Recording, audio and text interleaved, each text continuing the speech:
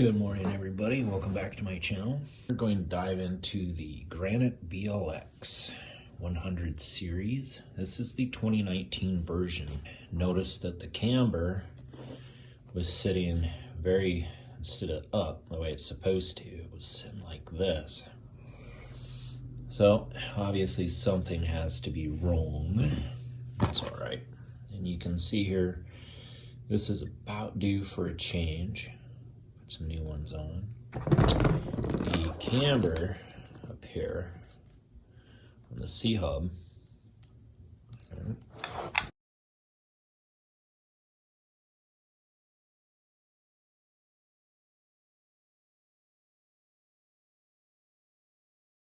Yeah.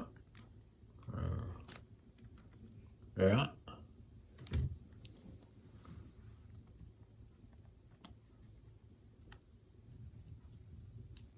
These things suck, by the way. It's from Traxxas. It's a toolkit. This is what you gotta fart with if you want in a hurry, quick change. Good luck. On the bottom. So inside, okay, see that? Busted right.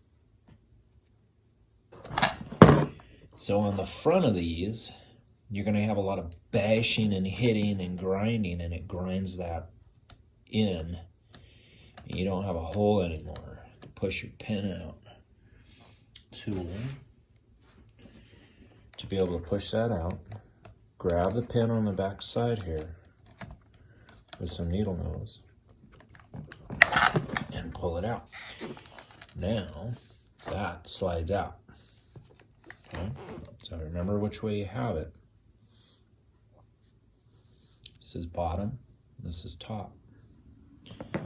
The tie rod is okay. Steering tie rod is okay. This shock is okay. The one on the other side is not okay. It's not leaking, it's just bent. But I am going to check on both hubs to make sure everything is all right. The C hub seems to be okay, except for a small bit of grinding up here where the screw goes. It's a lot of plastic, so it's okay for now. But this, that is a problem. So we're gonna take our handy dandy tool and we're gonna pop some bearings out. Just work your way around nice and easy. And cut yourself. Pop the bearing out. If you have not upgraded your bearings, be sure to do so. And since the hub's already busted, it doesn't really matter what you do to the inside. All right, and the bearing is starting to come out. There you go. All right, small bearing on the outside, big bearing on the inside. And always inspect the bearings too. Make sure that it's smooth, glides okay. Yep, seems to be all right.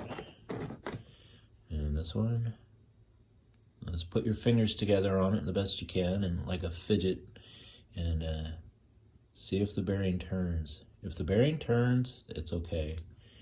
If it starts to have a little bit of grab, some glitchiness to it, like grinding, maybe there's some dust in there, oil it really good. If that doesn't take it away, you might want to change it out.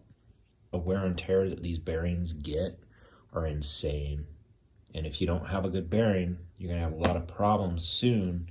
And it's going to be real hard to track them down. And those problems make more problems that become worse and worse. And then you have a whole lot of problems and parts to fix instead of just a couple. Smoothie, breakfast of champions here. I found that, and if you watch my older videos of the backyard bashing, you'll find that I am not landing and responding from the suspension as well as possible. Why is that? Is because I thought, well, if we're making 10-foot drops off of stuff and 20-foot jump launches and backflips and all this, that I need to beef that oil up and go strong. Totally wrong. You want a lower weight so that the shock shaft goes inside of the shock body smoothly. It's only for a damper. You're dampening the effect of the weight of the truck coming down. What's going to push you back up is the spring, okay? If this shock comes down, I'll give you an instance here. If this shock comes down and it squashes, and you got a super amount of heavy duty weight in the body, there's nowhere for it to go. So the spring is not going to do anything, but the shock body inside is going to jam up on the piston, and that rod in there is going to bend automatically. So I was going through shock shafts like crazy. Take it out in one jump, 5 weight in these, and I'm going to go up to 30 to see the difference. But let me tell you, going down from 50 and 60 down to 25 and 30 is a huge difference, because the action on this, when it lands, it does not come back up like a slap wheelie. It does not come back up super strong. It absorbs the ground like a desert racer. When you're doing stunts and going across the track, it is more like a monster truck, stadium truck. It handles the weight and the torque a lot better when you have your shock set up right. The throttle is hit, the truck takes off, the suspension works properly. The truck lifts, it absorbs, it goes down, it does not sag, it does not raise up too far. It's right where it needs to be, and you want your truck riding level instead of the arms pitched up as far as they can and stretched down like a dune buggy. You don't want that. You want your truck that when you set it down, the weight of the truck makes the springs act about a quarter of the way. That's about it. Anything else is the rest of the truck, okay? Ends are from hitting the ramp. The ramp wasn't built very good. It was just a piece of wood with some sticks on it, and we went bashing, and that's what happens when you go bashing. So I built a better ramp, and that's also in another video. Check it out. And we're gonna get some new parts on here and see what happens. We'll go test it. Make sure not to over tighten your screws. Put lubes on wherever it requires it. It's always good to lube things up. Get a little deal of oil. And this is one right here. Okay. This is from Dynamite. It's light oil for ball bearings in mini and micro sized motors. So you can oil a motor, anything. And all you do is take the little top off. Pop.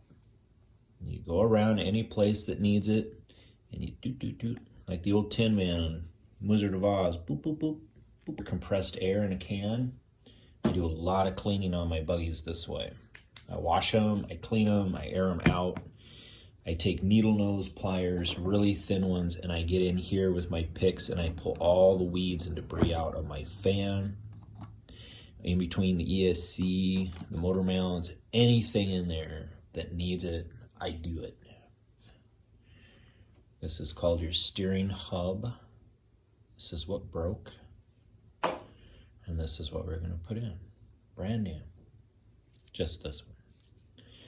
Okay, so you have some C-hub work to do.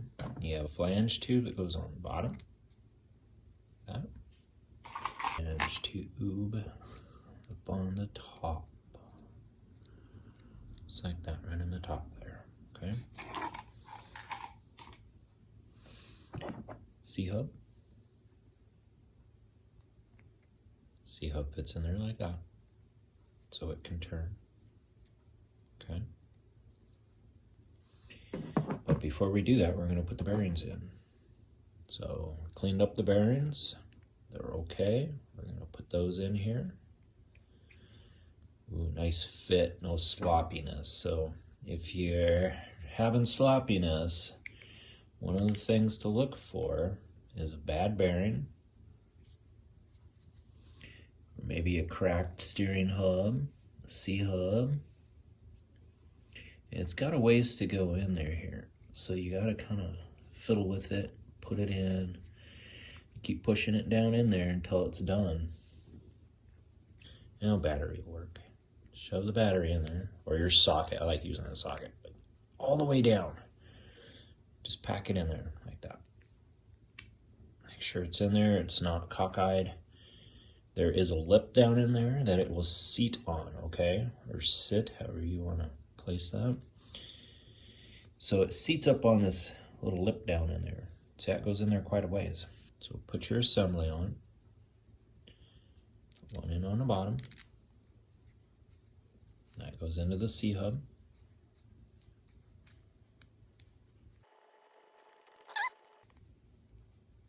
There you go. Don't over tighten. It doesn't need to be. Then we're going to put the second one up in the top. And this one. Now, probably curious of how this is going to go back on.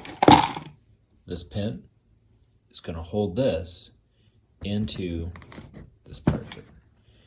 So this goes on here, and see this little groove here? This one piece of the side of the arm, the control arm, goes in there. Right down into that hole. So there's two holes. Use the outer one. So furthest out, put the pin down in there, and that keeps that on. Now, in order to keep that in there, you have to put what's called a little keeper screw. This little guy, that keeps the pin from coming out. Put on your control arms and your drive shaft. You give it a nice good push so it stays on.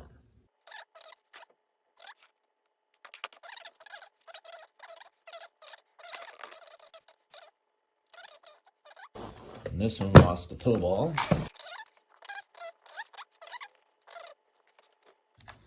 Gotta watch those pill balls. They don't like to always stay in correctly. Oh, here you. So, which indicates that I may have a tie rod in that isn't working too well. Let's take a screwdriver and go down through there and align it that way. And then I'm not fighting the threads and all that. And that's what happens when you have a loose tie rod in. And this one's actually on the steering, so we're definitely going to have to replace that soon. There you go. Come on. Hey, there we go. But that's what RC is all about, right? Having patience with her, okay? See that? That is not okay. Because when it goes up and down, it's not staying and riding on the pivot ball. It's going up and down past the pivot ball. So the pivot ball really at this point isn't even working anymore. And this one's the same way too back here. If we have the other one. Let's see. So this one here is a steering. Okay. Loosen the other way. So turning it clockwise is making it go outward. Okay, it's going outward, not in, tightening. You don't want to take up the space between here and go closer to this. You want to go away from it. So I'm going counterclockwise.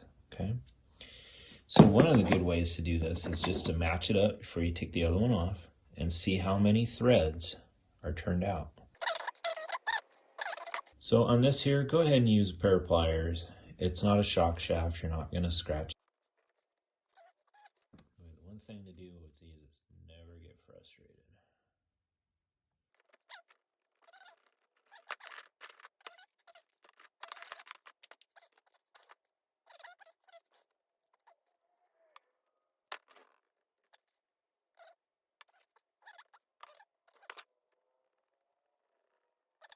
Take you right with me, and we will take this apart right now.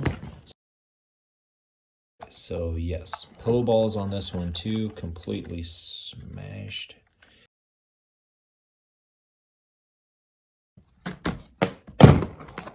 Okay, oh my gosh, look at that.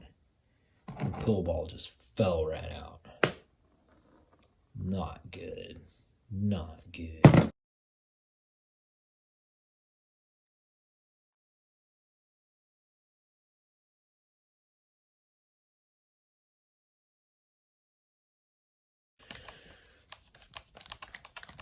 Oh goodness, what has happened here?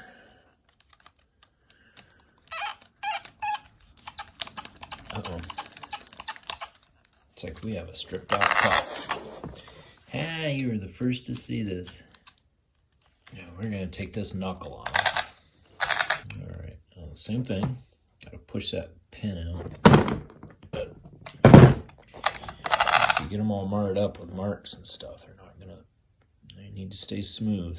You can put oil on these too. Okay, so take out your grub screw here. And I always put on lube. I never take that grub screw all the way out. Oh, there's a bearing that's toast. All right, well, look at that today. Okay, so you're gonna get to see a bearing that's starting to shred.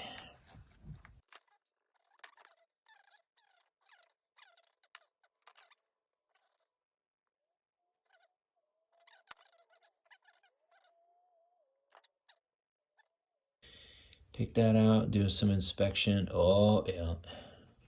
Whoa, it's just about time for replacement too. All right, well, the cool thing is you can replace these shafts. One cool thing is you have to tear this apart to get to the shaft. That is a pain in the ass.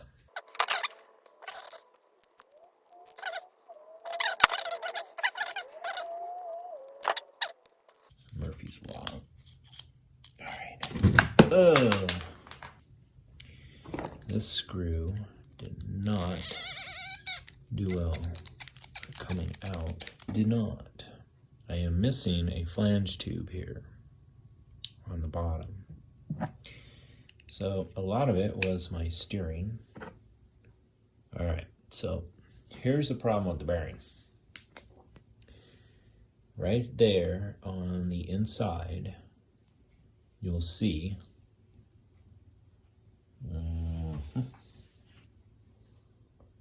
right there. Okay. That is where that came from. See that there? That is the seal part right here around that. Okay, so that needs a new bearing.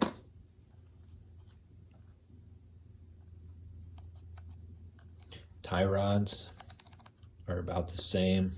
They're getting ready to be done. When you have that type of slot, the pillow ball isn't working anymore. Get a little small ramp built and go jump. Little jumps, learning how the throttle on it when it goes up keeps it wanting to tilt backward, and if you hit the brake, it sends it forward. Just little things like that are great to learn, and it gives a lot of fun, a lot of hours of fun on that. Like that. See, here's the problem. This flange tube shouldn't be stuck on the screw. That is not a good thing. That means that if that's inside doing that, you don't have any turn. It's binding up. See, it's not even sliding out. These are not threaded. So the screw has fine metal on it, and it's all goobered up. Enough on that one. We'll make another one of more front end work. Thanks for tuning in.